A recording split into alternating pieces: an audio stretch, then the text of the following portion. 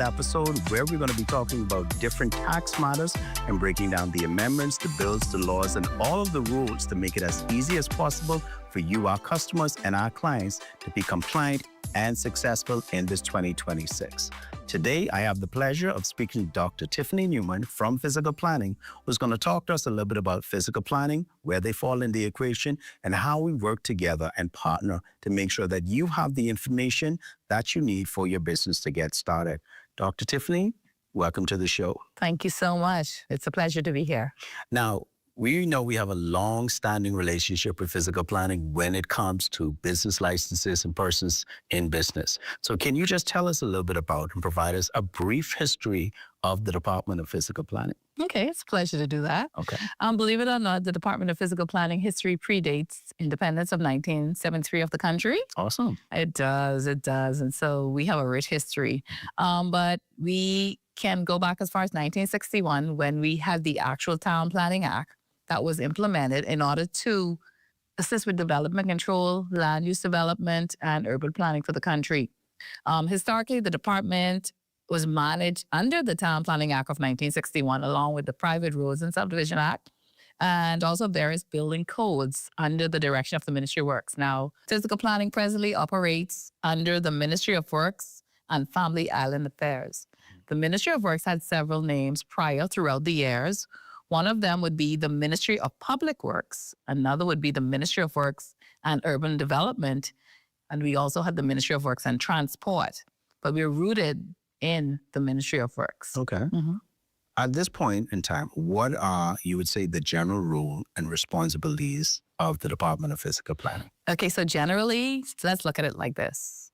Anything which you want to use a piece of property for or a building, you have to have the approval of the Department of Physical Planning Town Planning Committee. Okay. That's where we come in terms of business license, land use. Okay. Anything which you need to use your building for or a piece of property for, it must be sanctioned by the Town Planning Committee. That includes vacant land as well? That includes vacant land, existing buildings. Even if you're in a building, you move out, someone else wants to move in, different use, you would need the sanction of the Town Planning Committee. That's interesting. So at this present time, what laws or policies govern the department's work? Because I know a lot of persons sometimes don't even know what laws or bills are. Yeah, so the Department of Physical Planning is a little tiny little place with a few persons, but it's such a powerful department. Mm-hmm. So the present law in which we are guided would be the Planning and Subdivision Act. Okay. And in that, it will literally state that in order for you to use your land or your property for any particular use, you must have the sanction of the Town Planning Committee. If you do not do that, you'll be in violation and you can actually be cited, fined, and go to court. Wow. And it's so interesting you say that because there are a number of calls I get from persons always asking about persons who are operating businesses outside of having a business license and stuff. So in that instance, would they then report to physical planning about the building being used, or would they report to us, Department of Inland Revenue? And you see, this is where relationship comes into play because sometimes persons may be in breach of several laws. Yes. And the interagency task force or team and working together and collaborating is very important. Let's say they're using a building without a business license. Well, definitely we know that's Department of Inland Revenue. They're using it without the sanction of the Town Planning Committee. They didn't get consent to do what it is that they're doing. They're also in violation of the Town Planning Committee. Let's say they may have built the building without a valid building permit. That's going to be the Ministry of Works. And so with three agencies working hand in hand, we can get the job done. Sounds excellent. So when we add it all up, how does planning, zoning, and approvals work together? Okay, so what I like about the Planning and Subdivision Act 2010, there's a clause in there that gives the client an opportunity to have a pre-consultation meeting free of charge. Okay. Which means if you're a business owner and you want to establish a business, you can simply walk right on into the Department of Physical Planning. I'm a business owner. I want to sell cakes and pastries. I live Shrimp Road, Avocado Gardens. Can you kindly give me some advice on how I should pursue getting a land use approval to get a business license to have this business in operation. I didn't even know that that was available to persons. Yes, it's called the plan. It's called the pre-consultation process, and it's actually in the act. Okay. And so you come in, you sit down with an officer. We love sitting down and talking to clients in advance. It's just unfortunate persons do come in on the tail end when they go and set up shop. They've already paid their rent. They've already purchased the building. They already have the equipment on the dock, and they just need their business license. And they there's no haven't plan to had get your- on the whole up. Wow. Never seen that one time. And it's sad. We're all Bahamians, but that's why our town planning committee is there as well. They're like the heart of physical planning. So even though we're technical officers, we write technical papers, we do the research based on zoning, setbacks, parking, all of the other things you can think about. We still have to submit a technical report to the town planning committee. Okay. In some instances, let's say you do something you're not supposed to do, the committee will have a conversation with you. What's going on? We hear you out. If it's something that can work out, we can do that. But if it's something that can't, Do they need an appointment before they come in? no, for the town planning committee, you need to be invited. So Okay. if it's something where you're coming in just to have a conversation, you can speak, you can walk right in the doors and speak with any technical officer. Okay, so I know that you said that it's free that persons can walk in, but are there any fees or any charges for any of the services, whether it's from town planning or physical planning, that persons may not be aware of? In most cases, no. It's free of charge. Walking in, having a conversation is free. Going online to the Inland Portal, which I must say this, that's amazing. Persons can apply. You can apply. If you wake up at 12:01 a.m. in the morning and you have an idea, Inland Revenue has made it possible that you can apply to physical planning through the portal for your business. So that's just amazing. I have to give it. And I know have to this give it is up true to you. because I've done it. I am guilty of this. I'm telling you, 3 o'clock in the morning. So when we go to work on Monday, 9 to 5, Old stock Monday, emails. you see all of the applications and the ideas are so unique. But so in most instances, persons that apply that way, or they have an existing space that was set up previously and they're just moving in. In most cases, that's free of charge. But let's say you're a business owner and you want to build a hotel or resort or a commercial plaza. You don't just go and build it. You come in through what we call the site plan application process. And based on the complexity of that application, you may need to pay a fee in that instance. That brings up a interesting question also, because we know what's happening in both Nassau and the Family Islands. A lot of persons are now building Airbnbs. So in those instances, well, I'll ask the question in a twofold part. For persons who already have a home, but they're looking to possibly use a part of their home for Airbnb, do they still need to come back to physical planning for that? Definitely they would need to do that. Because if they're using a part of it, let's say we have something called zoning. You're responsible for zoning. Let's say you live in an area that's zoned single family. That means one family is allowed to live on that property at a given time. Okay. You want to go ahead and split it up, or you want to go ahead and add where you're having a second kitchen, second entrance, et cetera, you're going to have to apply for something we call rezoning. Okay. Because no longer would that property be used for one family. You're going to have a property that's going to be used for one family and perhaps a business or two families. So you need to come to the department before you do that for a meeting, and we would advise you to request rezoning. And that's free of charge as well. Okay. But in the instance I'm looking to build completely, I still have to come to physical planning if I'm looking to do an Airbnb, even if I'm starting from vacant land. And we have to put this out there because we know a lot of businesses, well, I wouldn't even say business, persons are basically doing Airbnbs and Bs, and a part of what we're doing is trying to get persons to be compliant by registering their Airbnbs and Bs so that they can get their business license. But they also have the ability to come into physical planning and get the advice they need even before they build the buildings that they need. That's correct.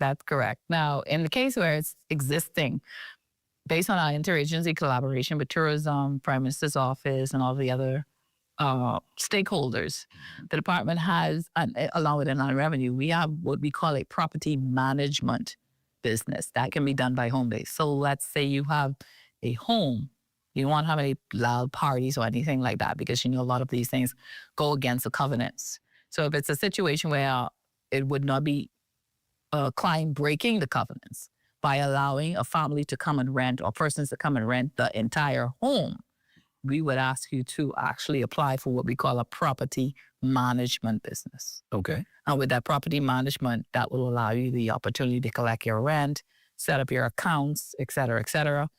Absolutely, positively, unmistakably, no changes are allowed to that house whatsoever. You're not allowed to make any changes. You're not allowed to have outside parties. Whatever the covenant states, it must be abided by.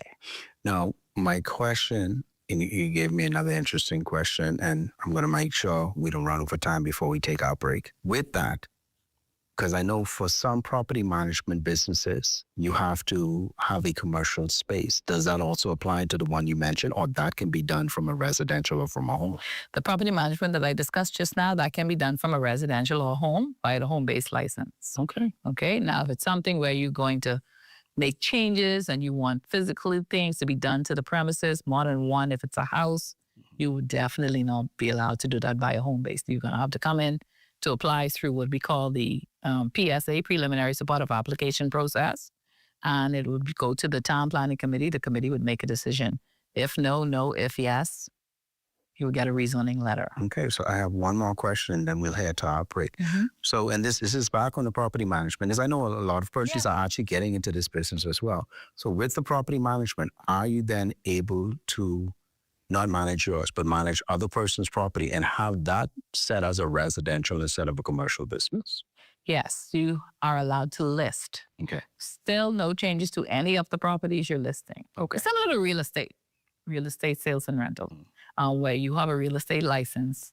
As a realtor, you're allowed to list.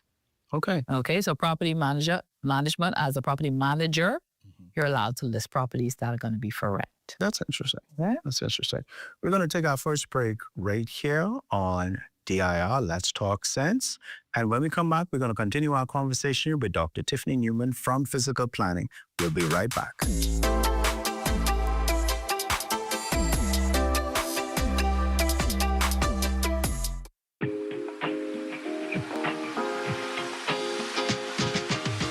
If you own or operate a business that involves liquor, you need to register. This means liquor stores, bars, restaurants, hotels, nightclubs, membership clubs, and even theaters. It's really any business that sells, exposes, or offers liquor for sale. Registration is only $100 for wholesale or retail liquor stores and $50 for restaurants, bars, and all others. If you own multiple locations, each one must have its own certificate. I know you're wondering, when should I register? Well, for existing businesses, you should register now, and applications are due by December 31st of every year. For new businesses, you must apply at least 90 days before your intended start date. Please note that in order to renew or apply for a business license, you must have a current liquor certificate of registration. Now to apply, go to the DIR website under the Business License tab, select Liquor Registration, sign up, and complete the application form. Once approved, you will receive an email with your new liquor registration certificate. Remember, your certificate must be displayed clearly in your business. For more information on the new liquor registration, email liquorregistration@bahamas.gov.bs or visit our website at inlandrevenue.finance.gov.bs.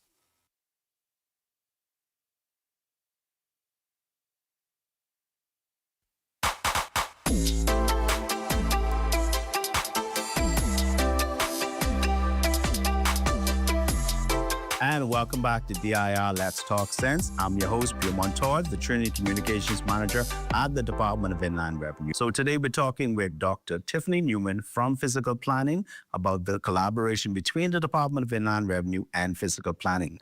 Now, just as a reminder for persons, Renewal period has been already completed for business licenses, so we are encouraging persons to ensure that you have your 2026 business license where it can be seen. If you're still in the process, we understand, but make sure as soon as you get your licenses, it's displayed where it can be seen. For those persons that are registered for VAT, you are required by law, let me say it again, you're required by law to make sure that your VAT certificate is displayed where persons can also see it as well. If they come into your store and it's not displayed, one, you may see one of our lovely compliance officers give you a visit, and persons do not have to pay VAT if your certificate is not displayed. So please keep that in mind as well.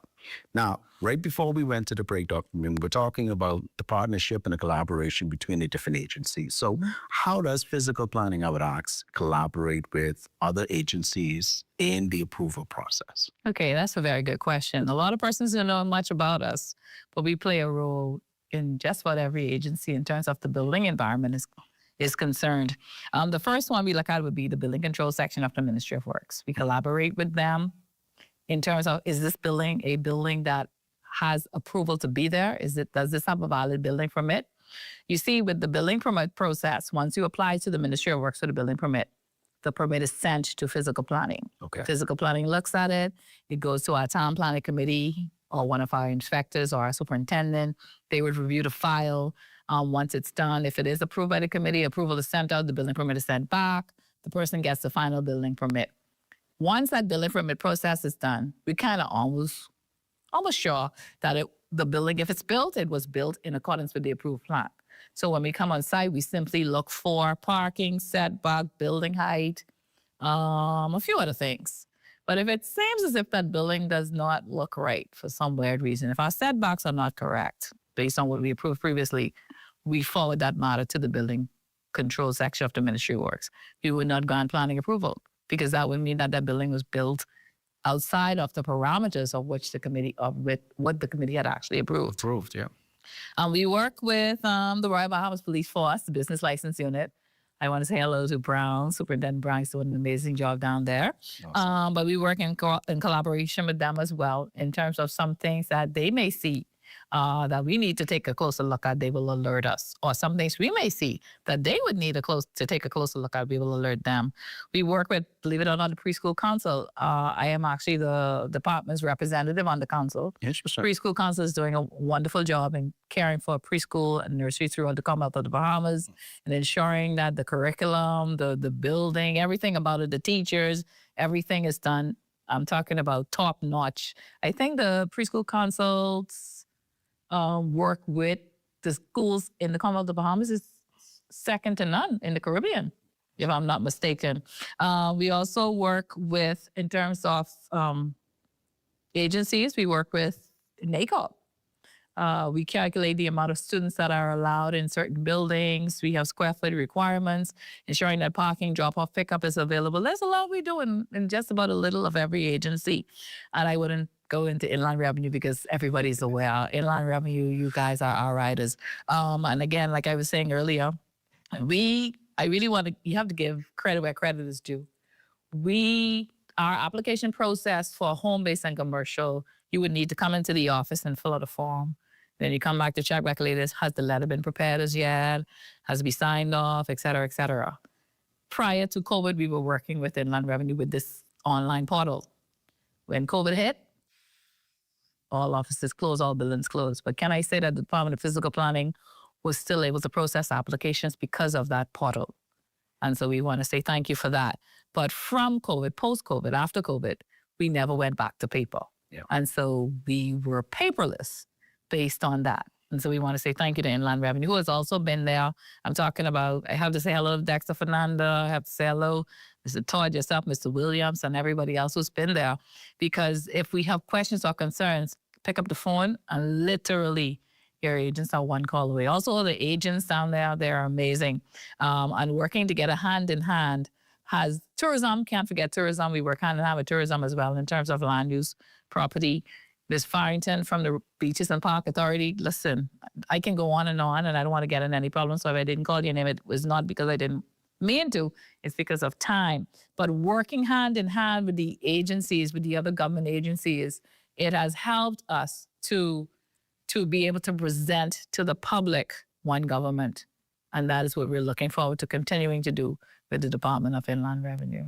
I just want to say, I didn't pay you to say that. I'm just throwing that out there. He did. I didn't even know I was going to say it. So, what does physical planning mean for business owners in practical terms? Okay.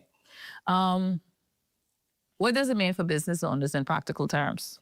I know you would normally hear, oh, if you don't have approval from town planning, ain't nothing happening. But it's not that. Physical planning by law, it is the mandate that physical planning is responsible for land use and property development, urban planning, and the setup of the community. That is the responsibility of the Department of Physical Planning. We have trained planners that went to school. We have a director. Hey, Jehan Wallace, our first female acting director. Awesome. But we have Mr. Charles Sonic, who just retired, amazing guy. Michael Major, we had amazing directors. Bruce LaFleur. But it is our responsibility to do that. We have land use plans, land use maps, tireless hours and hours and hours in terms of trying to regulate, get things in order, development control, but also plan for the future. We work hand in hand as well, I forgot to add, with the local government, because physical planning is not responsible for approving for the family islands in terms of business licenses. That must be done by the local government or the island administrator. So what does that mean? Sum it all up. Before you set up your business, before you establish your business, you have to come to physical planning to determine, can this building or this land be used for the business idea that I have? Okay?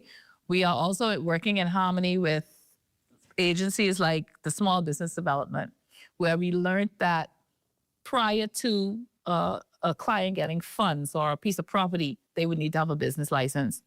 We don't just refuse you. We say, okay, then no problem. We walk you through. You can apply for an administrative license,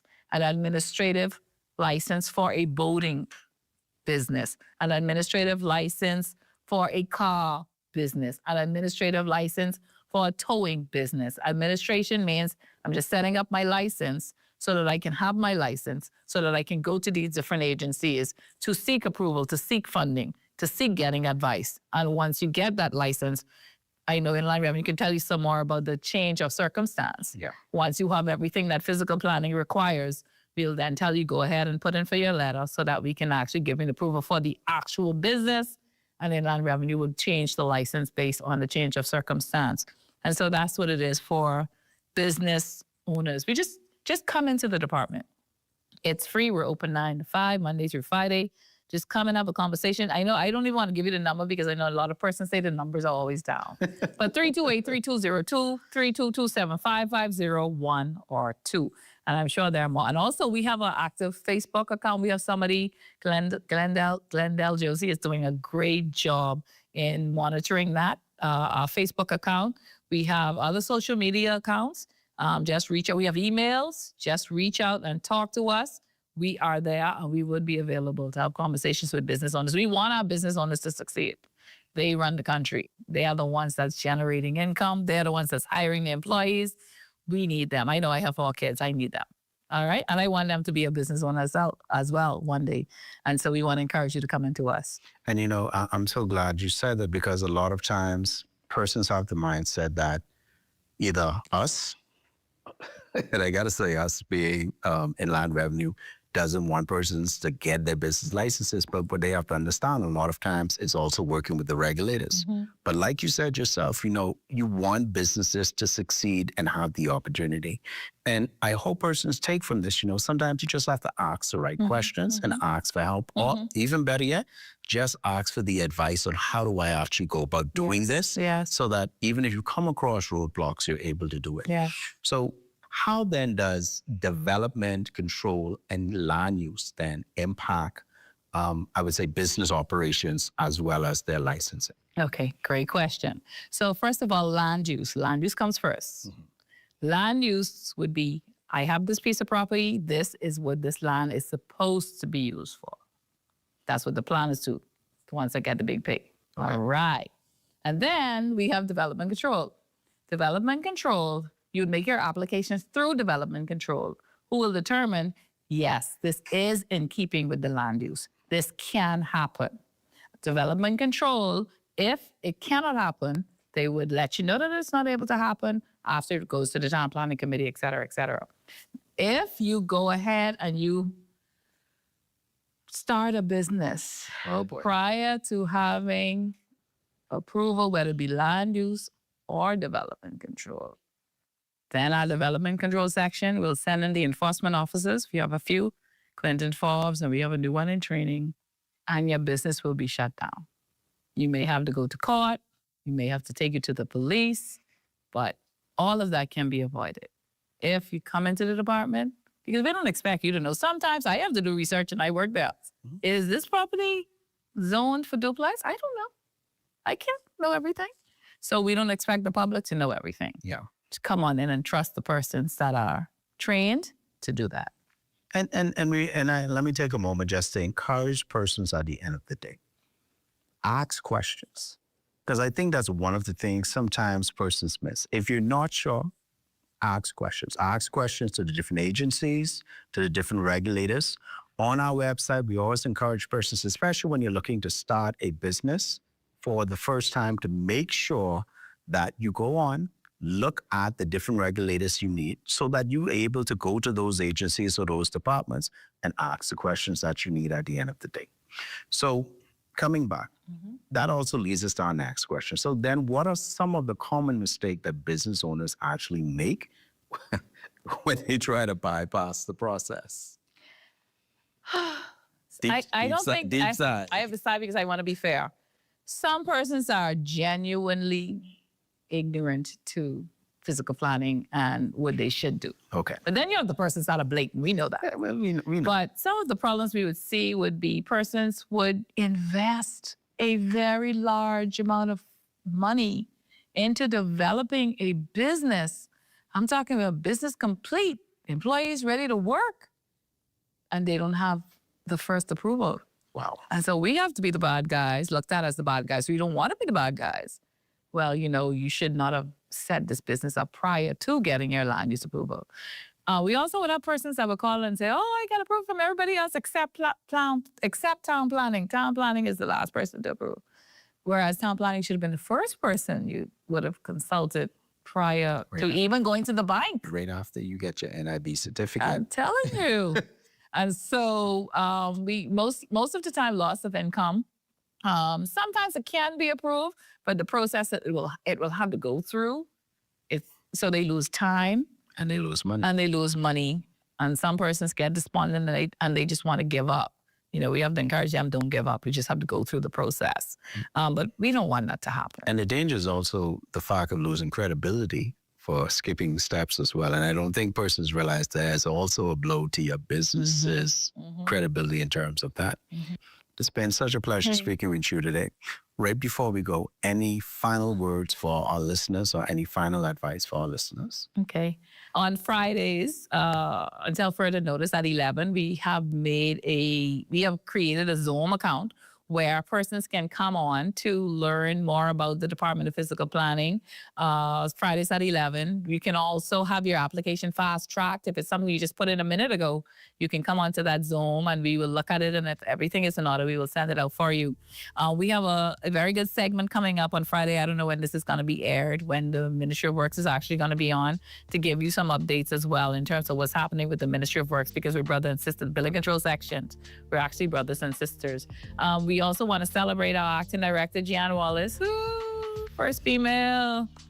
And that's amazing based on what's happening in our country today. So we want to celebrate her. Finally, we want to say thank you to the entire Department of Physical Planning staff, because everybody has to go above and beyond to get the job done there. We're small in numbers, but we're mighty in stature. We want to say thank you, and continue to visit our website, continue to visit our Facebook account, and just let us know how we can improve our service to you. Dr. Newman, it's been a pleasure having you today.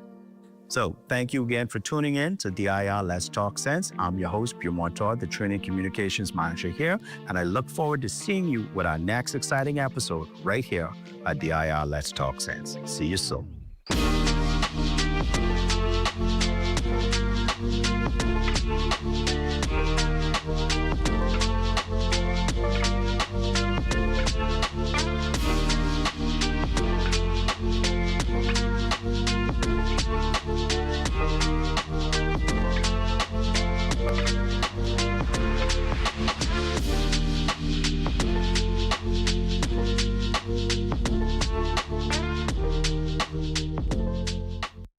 at Rusty Bethel Drive.